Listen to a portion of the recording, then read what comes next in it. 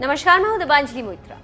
पाकिस्तान की करतूत हमेशा दुनिया के सामने आती रहती, जो पाकिस्तान और पाक सेना की झूठ की पोल खोलते रहते हैं और पाकिस्तान की इंटरनेशनल बेइज्जती करते रहते हैं। कुछ दिनों पहले बलूचिस्तान के बारे में एक खबर निकली थी जिसमें पाक सेना के जुल्म की पूरी दास्तान थी। ये आए दिन गिलगिट बाल्टिस्तान में दिखता रहता है। इसके साथ ही साथ इसी तरह की दिल दहला देने वाली घटना पीओके में भी दिखती, जो कभी कभी दुनिया के सामने आती। इस बार भी पाकिस्तान इमरान खान और पाक सेना के जनरल बाजवा की पोल खोल कर रख दी। जी हाँ, पाकिस्तान के कब्जे वाले कश्मीर पीओके में लोगों की स्थिति जानवरों से भी बदतर। इस बात का अंदाजा गुरुवार रात जिनेवा में United Nations human rights council की बैठक के दौरान देखने को मिली, जब ये दर्द पीओके एक्टिविस्ट प्रोफेसर सज्जाद राजा ने दुनिया के सामने रखा। राजा ने सीधे तौर पर पाकिस्तान की सरकार और फौज को निशाने पर लिया और कहा कि पाकिस्तान हमारे साथ जानवरों जैसा सलूक फौरन बंद करे, हम अपने ही घर में बेगाने हो गए। सज्जाद के भाषण के दौरान यूएनएचआरसी में बिल्कुल खामोशी छा गई।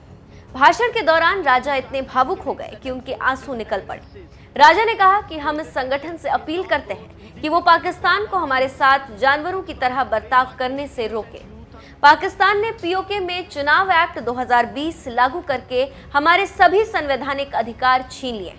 पीओके में रहने वाले लोगों के पास अब राजनीतिक और नागरिक अधिकार भी नहीं बचे।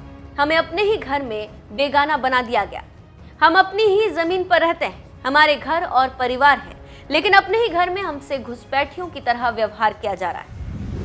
We, the people of Pakistani occupied Jammu Kashmir, plead this august council to stop Pakistan from treating us like animals.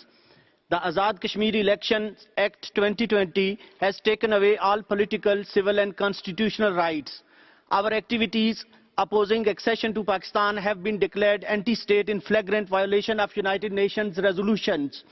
We are treated as traitors in our own home simply for defending it. By declaring our political activities illegal, this act gives the Pakistani army a free hand to assassinate our people through targeted killings and enforced disappearances, Pakistan's favorite action against all those who disagree with their policies. Pakistan is brainwashing innocent youth on both sides of the border in Jammu Kashmir, making them cannon fodder in the proxy war with India. Pakistan continues to run terror camps from Azad Kashmir. In this backdrop, Pakistan is now trying to declare disputed territory of Gilgit-Baltistan as its province, depriving our people of their land and their identity and culture. Pakistani revisionist moves would throw the whole world into a brutal war. Pakistan has taken our freedom.